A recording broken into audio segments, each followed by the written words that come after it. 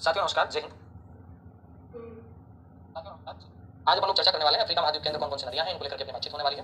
भाई आप सभी का स्वागत और स्वागत करने के लिए तैयार हमेशा की तरह आपका होस्ट आपका दोस्त विजेंद्र सिंह नेवरी। आप सभी राधे राधे कर रहे हैं, बिल्कुल नमस्कार, आपका स्वीकार है। नमस्ते, राधे राधे जितने भी साथी देख पा रहे हैं, आइए सेशन को प्रारंभ करते हैं। अफ्रीका महाद्वीप की नदियां अपन लोग पढ़ने वाले हैं और जैसा कि आप जानते हैं कि अफ्रीका महाद्वीप के अंदर बहुत सारी नदियां होने को, तो अगर आपको अफ्रीका महाद्वीप नजर आ रहा होगा तो आप देख रहे हैं कि अफ्रीका जो महाद्वीप है वो इस प्रकार से है। ये जो पूरी की पूरी बाउंड्री आप देख पा रहे हैं, ये कौन से महाद्वीप की बाउंड्री देख पा रहे हैं? ये अफ्रीका महाद्वीप की बाउंड्री है पूरी। और अफ्रीका महाद्वीप की इस बाउंड्री के अंदर अभी अपन बात करेंगे, नदियां आएंगी, कौन कौन सी नदियां हैं इनको लेकर के अपन चर्चा करेंगे। ये पूरा का पूरा कौन सा महाद्वीप है? अफ्रीका है। उसके बाद अपन ये भी देखें, ये भी जाने कि अफ्रीका महाद्वीप है तो फिर यहाँ पे ये कौन सा अरब प्रायद्वीप आ जाता है, और अरब प्रायद्वीप के बाद में अपन ये भी जाने कि ऊपर कौन सा यूरोप महाद्वीप आ जाता है ना। और ये जो आप देख पा रहे हैं ये पूरा फिर यूरोप और इसके बीच में भूमध्य सागर आ जाता है ना। तो यहाँ पे कौन कौन सी नदियां वगैरह हैं इनको लेकर के अपने को बातचीत करनी है, ठीक है। अफ्रीका महाद्वीप में कौन कौन सी नदियां हैं, एक एक नदी को लेकर के अपन चलेंगे, नदी पढ़ेंगे, फिर झील पढ़ेंगे, फिर पर्वत पठार पढ़ेंगे, फिर अफ्रीका के वनस्पति और तत्वों को लेकर के अपन बातचीत करेंगे। तो आइएगा एक एक बात को समझते हुए चलते हैं, पढ़ते हुए चलते हैं। बिल्कुल प्लीज हेल्प चाहिए थी सर, क्या हेल्प चाहिए थी? हाँ चलो आगे चलते हैं। अब सुनना, अपन नदियों के अंदर बात कर रहे हैं, एक नदी जिसको लेकर के अपन यहाँ पे जिक्र करें तो ये कलर नीला ही लगा देते हैं। ये वाली जो नदी आप देख पा रहे हैं ये नदी कौन सी है? आपका उत्तर आएगा सर, ये वाली जो आप नदी देख पा रहे हैं ये नदी कौन सी नदी है? ये नील नदी है। कौन सी नदी? नील। और थोड़ा और अगर इसको सुंदर बनाना चाहें तो अपन बना सकते हैं। आइएगा इसको थोड़ा और सुंदर बना लेते हैं क्योंकि सुंदरता तो होनी चाहिए। हाँ चलिए अपन यहाँ से इसको स्टार्ट कर देते हैं और एक इधर से स्टार्ट कर देते हैं। ओके सर, कर देते हैं स्टार्ट। ये लो, इधर से चलेगी नदी, यूं चलेगी, यूं यूं, और ये जा रही है। इसके बाद एक नदी यूं आई, ये जा रही है, और उसके बाद में नदी यूं घूमते घूमते घूमते घूमते ऐसे जा रही है। लास्ट में कहाँ जा रही है? लास्ट में जा रही है कहाँ पे? तो ये लास्ट में जा रही है भूमध्य सागर में। Very good. और याद रख लेना, महत्वपूर्ण प्रश्न है ये, यही बनता है कि नील नदी का उद्गम कहां से होता है, नील नदी का मुहाना कहां पे, सीधा सा क्वेश्चन होता है, तो याद रखना। अब आप लिखना, क्या लिखेंगे? नील नदी, नील नदी। सबसे पहली बात को लिखना उद्गम। भाई नील जो नदी है इस नदी का उद्गम कहां से होता है? तो आप लिखेंगे विक्टोरिया झील से। नील नदी का उद्गम कहां से होता है? विक्टोरिया झील से होता है। यानी ऐसी नदी जो भूमध्य रेखा के पास से निकलती है, भूमध्य रेखा के पास से। उसके बाद में आपसे कहा जाए इसका समापन, समापन होता है भूमध्य सागर के पूर्वी भाग में। भाई भूमध्य सागर तो काफी बड़ा सागर है, भूमध्य सागर के भी कौन से भाग में? पूर्वी भाग में। तो लिखिएगा समापन भूमध्य सागर के पूर्वी भाग में। बात को लिखना, यह है नदी दक्षिण से उत्तर की ओर बहती है, दक्षिण से उत्तर की ओर बहती है। एक बात और याद रखना, नील नदी दो धाराओं से मिलकर बनती है, एक श्वेत नील है और एक ब्लू नील है। कितने नील? दो नील, एक तो श्वेत नील और दूसरी ब्लू नील। तो ध्यान देना, नील नदी दो धाराओं से मिलकर बनती है। आप लिखेंगे नील नदी, और नील नदी कितनी धाराओं से मिलकर बनती है? दो धाराओं से। एक को तो आप कहते हैं श्वेत नील और एक को कहते हैं ब्लू नील। यानी ये वाली जो है ये तो है ब्लू नील, ये वाली जो नील है ना ये कैसी नील है? ये है ब्लू नील। और ये वाली कैसी है? श्वेत नील। तो विक्टोरिया झील से कौन सी नील निकलती है? विक्टोरिया झील से जिसका उद्गम होता है वो श्वेत नील है। और श्वेत नील और ब्लू नील ये दोनों कहां जाके मिलती हैं? तो आपका उत्तर आएगा दोनों मिलती हैं सूडान की राजधानी खार्तूम। यानी इन दोनों का जो संगम होता है वो कहां होता है? खार्तूम में होता है। तो लिखना, इन दोनों का संगम सूडान की राजधानी खार्तूम में होता है, खार्तूम में होता है। जब ये दोनों नदियां मिलती है यानी ब्लू नील और श्वेत नील, जब ये दोनों मिलती है तो यह एक दलदल क्षेत्र बनता है और इस दलदल क्षेत्र को सूर्य क्षेत्र कहा जाता है। तो लिखना नोट लगा के, ब्लू नील व श्वेत नील के मिलने पर दलदली क्षेत्र बनता है जिसे क्या कहते हैं? सूर्य कहते हैं। याद रखना, यानी विक्टोरिया झील से जो निकल रही है ना, ये विक्टोरिया लिख देता हूं मैं, विक्टोरिया, विक्टोरिया से जो निकल रही है वो श्वेत नील है और ब्लू नील उत्तर पूर्वी जो उच्च भूमि यहां से निकलती है और ये यहां से निकल के तो मिल जाती है सूडान में, और सूडान में मिलने के बाद में ये मिस्र में जाती है। अब मिस्र नदी, सॉरी मिस्र जो देश है उसे नील नदी का वरदान कहा जाता है, बिल्कुल खेती वाला क्षेत्र पूरा का पूरा। तो लिखना, एक बात तो लिखना, यह विश्व की सबसे लंबी नदी है, यह विश्व की क्या है? सबसे लंबी नदी है, बड़ी नहीं है। विश्व की सबसे बड़ी नदी तो अमेजन है, लंबी नदी पूछे तो नील है। लंबा होना अलग बात है, बड़ा होना अलग बात है। तो ये लंबी है, बड़ी नहीं है, लंबी नदी है। लंबी कितनी है? 6650 किलोमीटर। अब जो मिस्र देश है, मिस्र को नील नदी का वरदान कहते हैं, मिस्र को नील नदी का वरदान कहा जाता है। अब नील नदी का वरदान कहते हैं तो एक बात और याद कर लेना कि नील नदी के क्षेत्र में जो किसान खेती करते हैं उसे क्या कहते हैं? फिल्ला कहते हैं। नोट लगा के लिखना, नोट लगा याद रखना। मिस्र में नील नदी में कृषि करने वाले किसान क्या कहलाते हैं? फिल्ला कहलाते हैं, फिल्ला, फिल्ला कहलाते हैं। उसके बाद में नील नदी पर बांध भी बने हुए होंगे कुछ, तो बिल्कुल बने हुए। तो लिखो नील नदी पर बांध। अब नीला तो होता है आसमान, नीला कौन होता है? आसमान। तो एक आसमान बांध तो पक्का याद कर लेना, एक तो आता है आसमान बांध, एक आता है ओवर बांध, एक आता है सेनार बांध, और एक आती है नासिर झील। या बांधते हैं आप नासिर झील, ये आपको याद रखना है। कौन सी झील आती है तो आपका उत्तर आएगा नासिर झील के नाम से आप इसको जानते हैं। तीसरी झील, ठीक है, फिर आगे चलते हैं।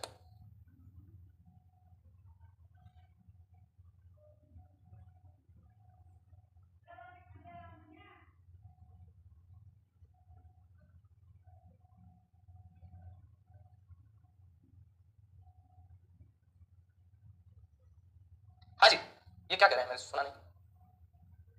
ग्रेड की देखो, ये अब सॉरी मैं ऐसे मैसेज का जवाब नहीं दूंगा। यहाँ केवल अपन इसी की बात करें तो अच्छा रहेगा, क्योंकि फिर मान लो कि आप कितने लगभग 1500 लोग बेच के अंदर हो, 1500 लोग हो तो फिर 1500 मैसेज आएंगे। 1500 मैसेज में कोई किसी सब्जेक्ट का पूछेगा, कोई किसी सब्जेक्ट का पूछेगा, उनके लिए अपन लोग एक दिन ओपन सेशन रखेंगे ना कि आप अपनी समस्या रखो और हम आपकी समस्याओं के लिए हमारे पास जितना अनुभव है उसके आधार पर आपको बता देंगे। अब यहाँ आपका तो जवाब मिल जाएगा सर सेकंड ग्रेड एसएसटी के लिए किसकी क्लास लूँ, है ना, हिंदी के लिए बुक बता दो या एक्स वाई जेड जो भी आप कह रहे हैं, ठीक है, तो आपको तो जवाब मिल गया। लेकिन बाकी और जो 1500 विद्यार्थी हैं 1499 वो तो फिर डिस्टर्ब हो गए, उनका तो इस क्वेश्चन से कोई लेना देना ही नहीं था। ऐसे जो क्वेश्चन है वो आपको व्यक्तिगत रूप से बता दी जाएंगे, या फिर अपन चर्चा करें तो जब कभी ओपन सेशन लेंगे तब अपन इनके ऊपर बात कर लेंगे, ठीक है, पूरा ना माने क्लास है, ठीक है। हाँ चला, तो आसमान बांध, ओवर बांध, सेनार बांध, नासिर झील। उसके बाद लिखना नील नदी की जो घाटी है इसे राजाओं की घाटी कहते हैं। क्या लिख देता हूं मैं, और इसी बात है, नील नदी घाटी को राजाओं की घाटी कहते हैं।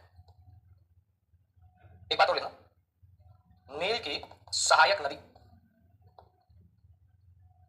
सोबात और एकबारा, एक तो सोबात नदी है, एक एकबारा नदी है, ये नील की सहायक नदियां हैं जो कि अफ्रीका महाद्वीप में। अब नील से बनने वाले सारे क्वेश्चन आगे इसमें, यानी इसमें नील का कोई ऐसा क्वेश्चन बचा ही नहीं है जो कि अपन ने नहीं किया हो और पेपर में आने वाला हो। बाकी तो नील की बहुत सारी बातें हो सकती हैं, ठीक है। चले आगे चलते हैं। अब सुनना, ये तो ही किसकी बात है, नील की बात है। अब नील की बात में अपन दूसरी नदी है उसको लेकर जिक्र करें, लेकिन आप एक बार इसको इतना लिखें आप, ठीक है, आप लिख पाएगा। नील नदी का उद्गम कहां से होता है, विक्टोरिया झील से होता है, भूमध्य रेखा के पास से ये निकल रही। उसके बाद में समापन कहां पे होता है, भूमध्य सागर में, और ये डेल्टा बनाती है यहाँ पे। इस नदी का पता सबसे पहले हेरोडोटस ने लगाया था, तो लिखिएगा एक दो बात और। यहाँ पे क्या बनता है, इसका डेल्टा बनता है, तो लिखना यह नदी भूमध्य सागर में गिरने से पहले डेल्टा बनाती है। और इस नदी का जो विवरण है, इस नदी का जो पता है, आपको किसने लगाया था, वो लगाया था हम्बोल्ट ने। किसने लगाया था, हम्बोल्ट ने, सॉरी हम्बोल्ट का नाम हेरोडोटस ने। ठीक ना, इस नदी का विस्तृत विवरण हेरोडोटस द्वारा दिया गया। यार नील जो नदी है, इस नील नदी का जो विस्तृत विवरण है वो किसके द्वारा दिया गया, तो आपका उत्तर आएगा वो विस्तृत विवरण हेरोडोटस के द्वारा दिया गया। इतना आपको याद रखना, ठीक है, ओके, कोई दिक्कत नहीं है सर। पक्षी के पंजे के समान डेल्टा नील नदी नहीं बनाती, ये मैं बता देता हूं। वो बनाएगी मिसिसिपी मिशोरी नदी जो कि उत्तर अमेरिका महाद्वीप के अंदर बहती है, ठीक है। पक्षी के पंजे के जैसा वो बनाएगी, ये नहीं बनाएगी। बर्ड फूड डेल्टा जिसे कहते हैं, इसका डेल्टा तो सामान्य अपन धनुषा का डेल्टा कह सकते हैं, जो अपने गंगा नदी का डेल्टा, ठीक वैसा का डेल्टा इस नदी का, ओके। हाँ जी, तो इसके अंदर वो नहीं आएगा। चलिए, इसके बाद आप कहेंगे सर और कौन सी नदी है, बात करते हैं। ये आगे जी एक नदी और ले लेते हैं, कांगो नदी। अफ्रीका में बहुत सारी नदियां, उनमें से एक नदी ले लेते हैं, कांगो नदी। देखो, ये तो आप क्या देख पा रहे हैं, अफ्रीका महाद्वीप देख पा रहे हैं। ये जो आउटलाइन है ये कौन से महाद्वीप की है, अफ्रीका महाद्वीप की है ना। तो अफ्रीका महाद्वीप में यहां पे जो आप एक नदी देख पा रहे हैं वो नदी है कांगो नदी। कौन सी नदी, कांगो। और ये कांगो नदी है, ये इस प्रकार से जा रही है और इधर से एक रेखा भी गुजर रही है जिसका नाम आता है भूमध्य रेखा। कौन सी रेखा, भूमध्य रेखा। तो एक बात पक्का याद रखना कि कांगो नदी कौन सी रेखा को दोबारा काटती है, भूमध्य रेखा को। पहली बात तो लिखो इसमें, यहां पे कांगो नदी, कौन सी नदी की बात कर रहे हैं, कांगो नदी। कांगो नदी को कहा जाता है जायले नदी। इस नदी का उद्गम कहां से होता है, कटंगा के पठार से होता है। कहां पे, अफ्रीका, ओके। तो लिखो उद्गम, उद्गम कटंगा का पठार, मध्य अफ्रीका, समापन या मुहाना अटलांटिक महासागर, महासागर। अब शुरुआत में जब ये नदी यहां निकलती है दो छोटी छोटी धाराएं रहती हैं, एक का नाम लुआ लुबा, एक का नाम लुआ पुला। लिखो नोट लगा के, नोट लगा के। यह नदी लुआ लुबा, लुआ लुबा व लुआ पुला नामक दो धाराओं के मिलने से बनती है। उसके बाद लिखना, यह नदी विश्व की एकमात्र नदी है जो कर्क रेखा को दो बार कौन सी नदी काटती है, माही नदी। मकर रेखा को दो नदियां, एक तो लिम्पोपो नदी अफ्रीका में है और एक अपन ऑस्ट्रेलिया में पढ़ेंगे मुर्रेया डार्लिंग नदी। भूमध्य रेखा को केवल एक नदी काटती है, उस नदी का नाम है कांगो या जाए। जा रहे फिर वापस आए तो काट दिया। विश्व की एकमात्र नदी है जो भूमध्य रेखा को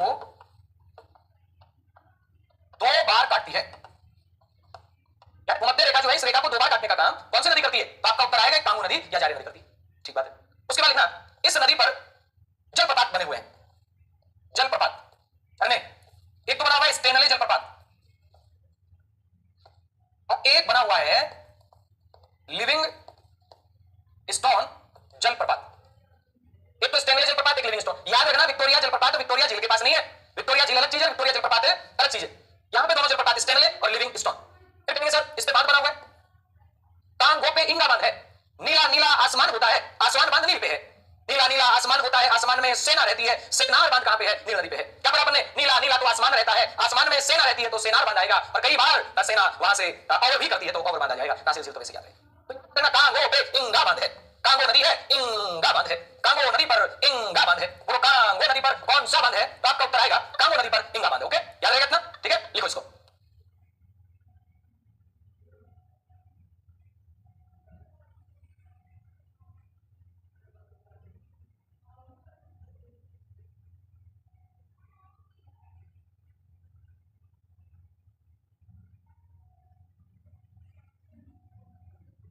हाँ जी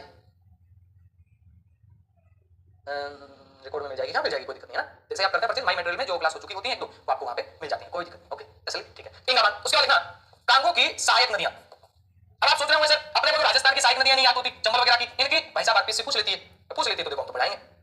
मास्टर बनाना है ना आपको, पढ़ाएंगे तो ठंडा कब पढ़ोगे तभी तो पढ़ोगे, अधिकारी कब पढ़ोगे तभी तो पढ़ोगे, जब उस स्तर की चीजें पढ़ोगे।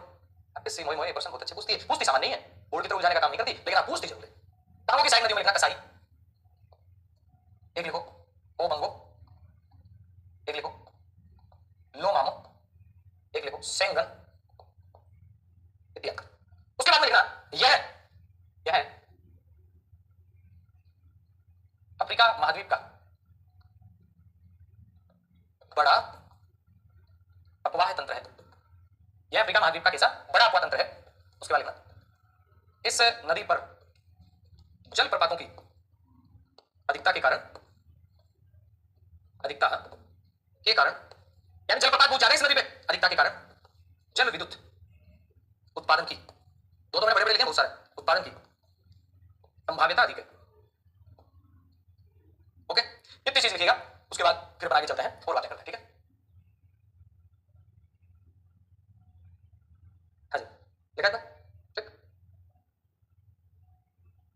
इसके बाद लिखना नेक्स्ट अभी क्या देख रहे हैं? बिल्कुल देख रहे हैं सर। चलो इसमें आपका काम काम का मैं निकाल देता हूं, बाकी हटा देता हूं।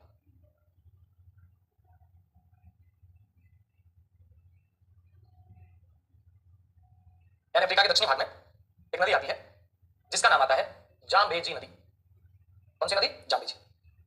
जाम्बेजी नदी निकलती तो वही कटंगा के पठार वाले क्षेत्र से ही है, लेकिन याद एक बात रखनी है आखिर इसका समापन कहां हो रहा है? हिंद महासागर में हो रहा है ना। तो नेक्स्ट लिखना जाम्बेजी नदी या जेम्बेजी मान लो, जेम्बेजी नदी। इसका उद्गम कहां से होता है सर? सेम ही बात लिखनी है, कटंगा का पठार, कटंगा के पठार से। कटंगा के पठार से होता है उद्गम और समापन यह वहां ना कहां पे? हिंद महासागर में। प्रश्न आ जाता है निम्न में से अफ्रीका की कौन सी नदी का समापन कहां होता है? यही मिला दो तो याद रहना चाहिए ना। नील का समापन कहां होता है? भूमध्य सागर में। कांगो या जारे का समापन कहां होता है? अटलांटिक महासागर के अंदर। नाइजर नदी पढ़ेंगे उसका समापन कहां होता है? गिनी की खाड़ी के अंदर। अभी आगे ऑरेंज नदी पढ़ेंगे उसका अटलांटिक महासागर में होता है। छोटी छोटी चीजें याद रखनी, कटंगा के पठार से। उसके बाद लिखा हुआ ना हिंद महासागर में, वहां कहां पे? हिंद महासागर। अब जो अपन भ्रंश घाटी की बात करते हैं, उस भ्रंश घाटी के दक्षिणी वाले भाग से आप यूं कहें कि इस नदी का नदी निकलती है। ठीक है तो लिखना भ्रंश घाटी या रिफ्ट वैली के दक्षिणी छोर के पास से यह नदी बहती है। उसके बाद लिखना जलप्रपात, इसके ऊपर एक जलप्रपात बना हुआ है और जलप्रपात का नाम है विक्टोरिया। स्टेनले जलप्रपात, लिविंगस्टोन जलप्रपात ये किस नदी पे थे? कांगो नदी पे, जिसे जायरे नदी भी कहा जाता है। जलप्रपात में लिखना विक्टोरिया जलप्रपात। बांध कौन सा? बांध लिखना करीबा बांध या इसे आप करीबा झील भी कहते हैं। उसके बाद लिखना यह नदी सागर में गिरती है तब डेल्टा नहीं बनाती बल्कि एस्चुरी का निर्माण करती है। डेल्टा नहीं बनाती नदी, ये क्या करती है? एस्चुरी का निर्माण करती है। एस्चुरी जिसे ज्वार नदमुख कहते हैं हिंदी में। देखना विक्टोरिया जलप्रपात के बारे में।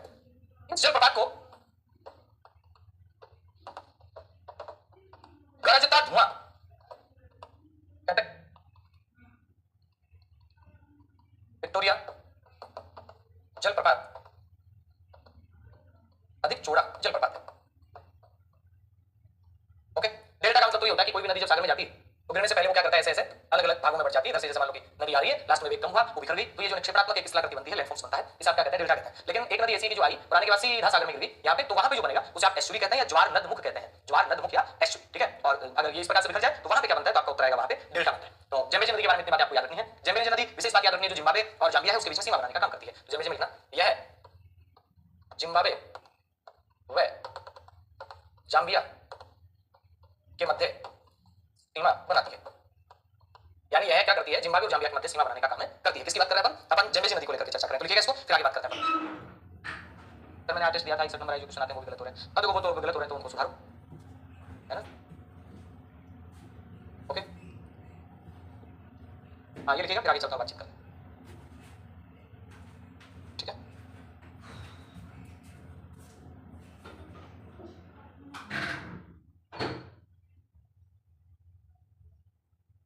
हाँ, इसके बाद में कौन कौन सी यहाँ पे नदियां हैं आइएगा, उनके बारे में भी अपन जान लेते हैं, ठीक है। 3 महत्वपूर्ण नदियां हैं, उसके बाद देखना और कौन कौन सी नदियां। एक नदी और आती है, देखो ये देखना यहाँ पे, लिम्पोपो नदी जिसे आप कह रहे हैं। ये जो आप नदी देख पा रहे हैं यहाँ पे, इसका नाम है लिम्पोपो नदी। और लिम्पोपो नदी में याद रखना हिंद महासागर की तरफ आ रही है, यहाँ से इसका उद्गम हुआ है। ये जो नदी है ऑरेंज नदी, यहाँ से उद्गम हुआ है और किधर जा रही है, ये जा रही है आपके अटलांटिक की तरफ में, ये अटलांटिक की तरफ जा रही है। ये थोड़ा सा आप ध्यान रखें, इसका यहाँ से उद्गम हुआ है, इधर जा रही है, ये इसका उद्गम हुआ है, इधर आ रही है। ये लिम्पोपो नदी है, ऑरेंज नदी है, तो लिखना लिम्पोपो। और इसमें क्या लिखोगे, ऑरेंज, ऑरेंज नदी। ये ऑरेंज नदी है और ये कौन सी है, लिम्पोपो नदी है, दोनों आपको याद रखनी है, ठीक है। अब सुनना, लिम्पोपो नदी से एक विशेष प्रश्न याद रखना कि यह मकर रेखा को दो बार काटती है, तरफ को दो बार काटती है, भूमध्य को दो बार काटती है, कहां हुआ जाए, और मकर रेखा को लिम्पोपो भी काटती है, मुरे डार्लिंग भी काटती है। लिम्पोपो अफ्रीका में और मुरे डार्लिंग ऑस्ट्रेलिया। ओके, चले आगे चलते हैं, आते सीमा टेस्ट अलग से है, लिखना लिम्पोपो। लिम्पोपो में लिखना उद्गम रार प्रदेश बोत्सवाना, तो लिखना यह नदी बोत्सवाना, जिम्बाब्वे व मोजाम्बिक में बहती हुई हिंद महासागर में गिरती है। यानी इसका मतलब हुआ कि समापन कहां पे हुआ, तो क्या कहोगे, हिंद महासागर, ठीक है। और ये मकर रेखा को दो बार काटती है, तो लिखना यह नदी मकर रेखा को दो बार काटती है, तो लिखना दक्षिण अफ्रीका वह बोत्सवाना, इधर से दक्षिण अफ्रीका आ गया, ये बोत्सवाना आ गया, दक्षिण अफ्रीका वह बोत्सवाना एवं दक्षिण अफ्रीका वह जिम्बाब्वे की सीमा बनाती है। उसके बाद में आती है ऑरेंज नदी, तो लिखना ऑरेंज नदी उद्गम डेकेंसबर्ग पर्वत, डेकेंसबर्ग पर्वत, तो लिखना समापन अटलांटिक महासागर, तो लिखना यह है दक्षिण अफ्रीका, या दक्षिण अफ्रीका या नामीबिया, दक्षिण इसीलिए देशों की लोकेशन पहले बताई थी, दक्षिण अफ्रीका व नामीबिया की सीमा बनाती है,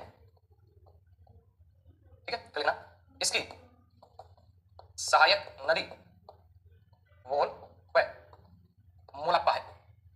और इसके जो घास के मैदान है उसको वेल्डस कहते हैं, अपन घास के मैदान अलग से पढ़ेंगे। दक्षिण अफ्रीका के आसपास जो घास के मैदान है वो वेल्डस कहलाते हैं। यह दक्षिण अफ्रीका की मुख्य नदी है, यह है दक्षिण अफ्रीका की मुख्य नदी है। दक्षिण अफ्रीका में एक नदी और, सॉरी अफ्रीका में एक नदी और आती है, नाइजर नदी, उसके बारे में भी जानने का प्रयास करते हैं, ठीक है।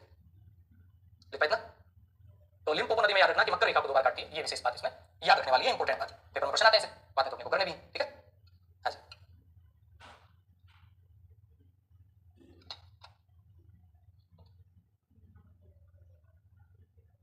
उसके बाद लिखना नाइजर नदी, ये वाली जो आप नदी देख पा रहे हैं, ये नाइजर नदी है, ठीक है। ये कैसे आ रही है,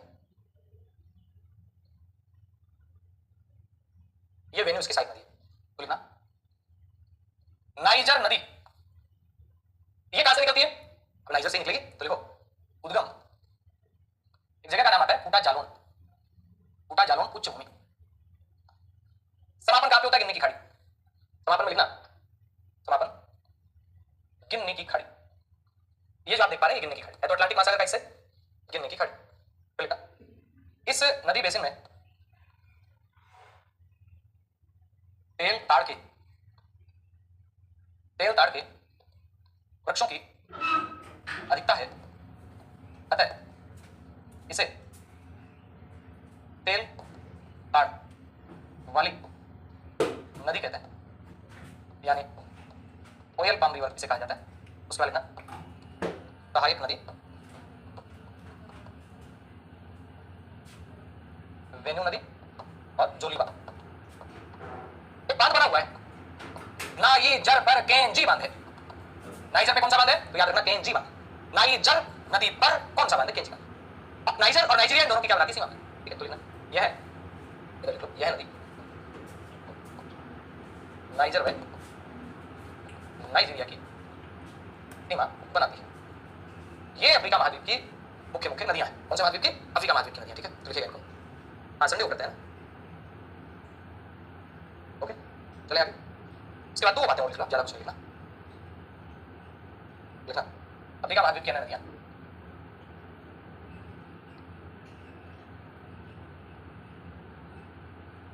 नदियों में लिखना ओके, वांगो नदी अंगोला में बहती है, कहां बहती है तो लिखने की आवश्यकता नहीं है।